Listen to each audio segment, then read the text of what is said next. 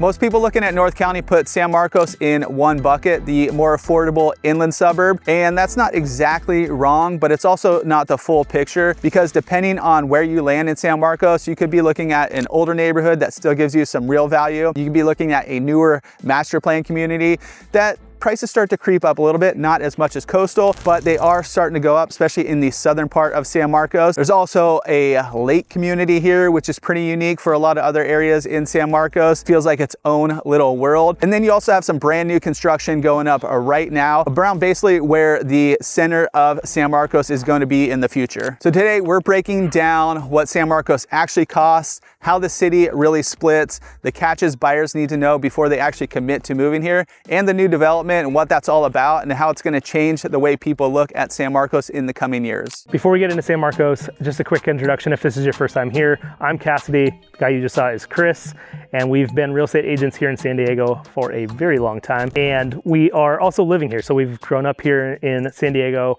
We are raising our kids here. So a lot of the things we show you on this channel are things that we're doing and things that we're seeing, not just things that we've Googled. So if you are seriously thinking about buying here in San Diego, let's get started with where San Marcos is. So where is San Marcos? It is a North County inland city between Vista and Escondido. It borders Carlsbad on one edge as well. But for the most part, it is a inland community that's split pretty much by the 78 freeway.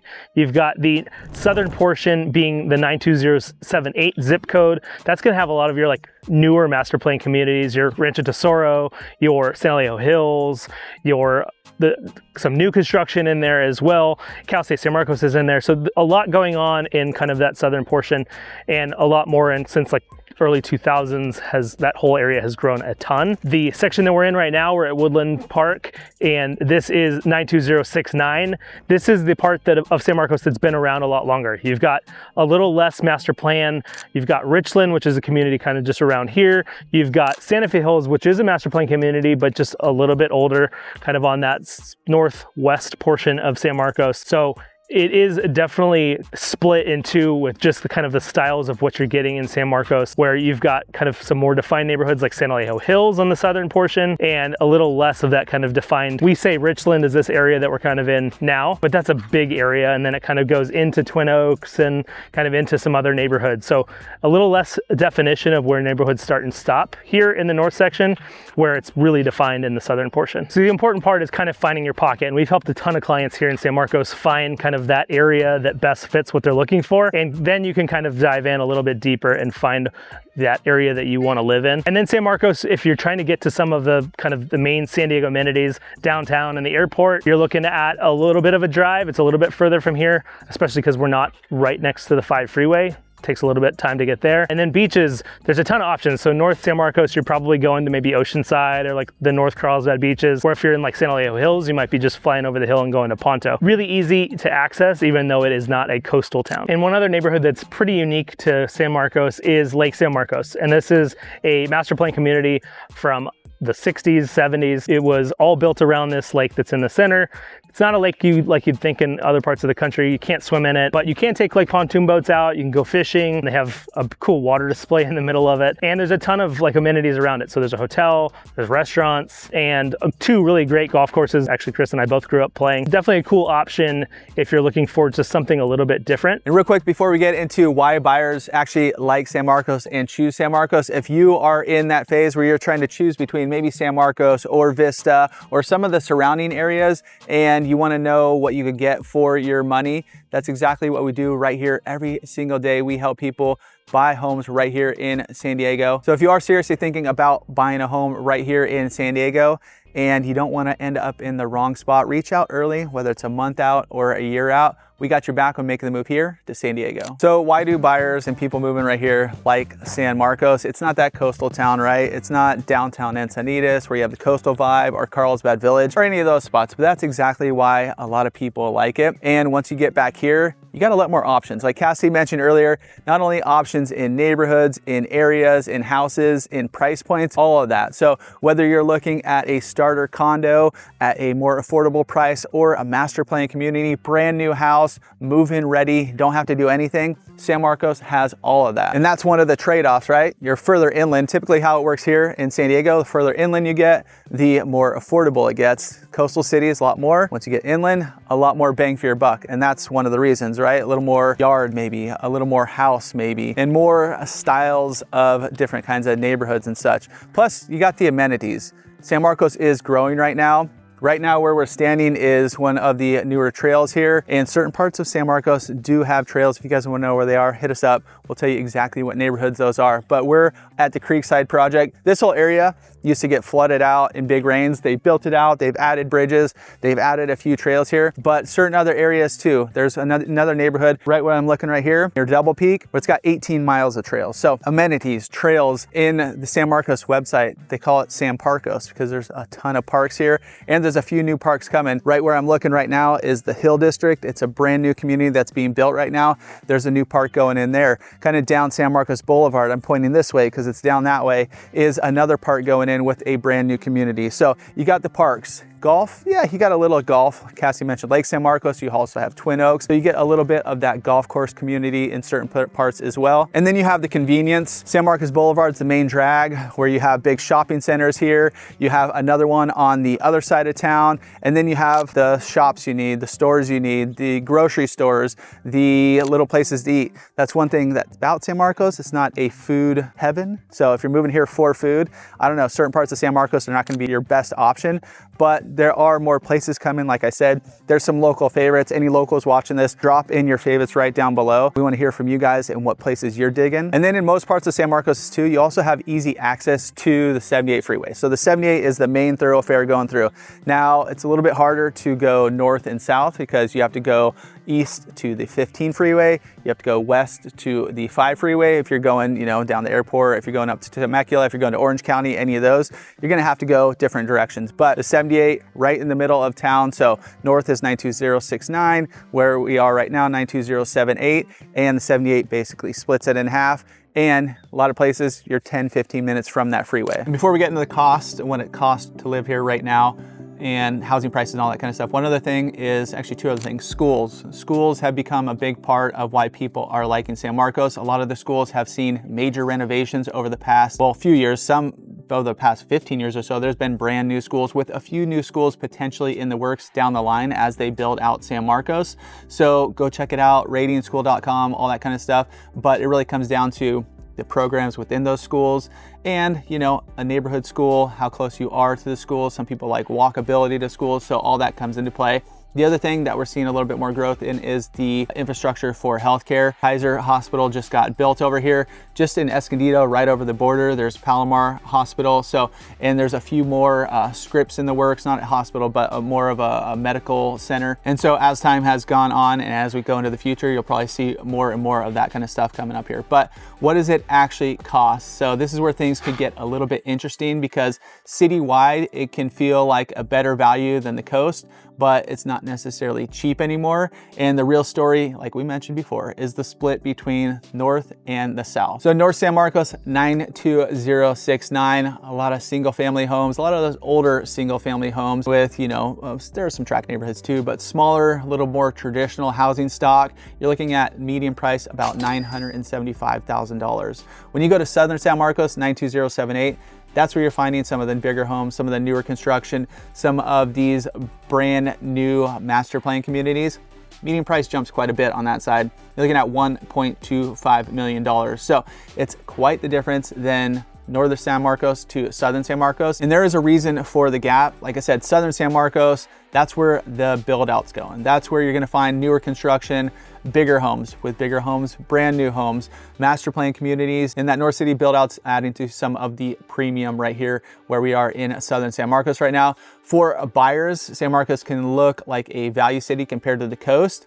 But once you actually get into the newer southern pockets, you might be a lot closer to some of the, let's say, not Carlsbad coastal pricing, but maybe Carlsbad inland pricing. There's some homes, you're still gonna pay more premium when you go to Carlsbad, but the pricing gets a little bit tighter in certain parts. So the pockets matter. You can't just say you're looking in San Marcos. You have to ask which part, what kind of home, how old is it, whether there's an HOA, which has become a lot of areas right around here, whether there's Melrose, and whether it's north of the 78 or south of the 78. So this area can be a great fit, but there are some catches that you might need to know before buying here in San Marcos. Catch number one, San Marcos isn't just one market. You've got San Alejo Hills, like San Marcos, North City, and then you've got the older 92069 neighborhoods like Twin Oaks and Richland. And these areas can feel completely different. So really diving in, getting to know all these areas is really important. If you're going out and touring homes in San Marcos and you see 3 or 4 houses, the neighborhoods could feel completely different if you're looking at different neighborhoods. So when you're searching for homes in San Marcos, you really want to dial in which area, which pocket that you end up wanting to be in. Catch number 2 is that the monthly payment can surprise you. Some of the newer neighborhoods in San Marcos have what we call a Melrose, which is just an extra fee that's going to be on your property tax bill.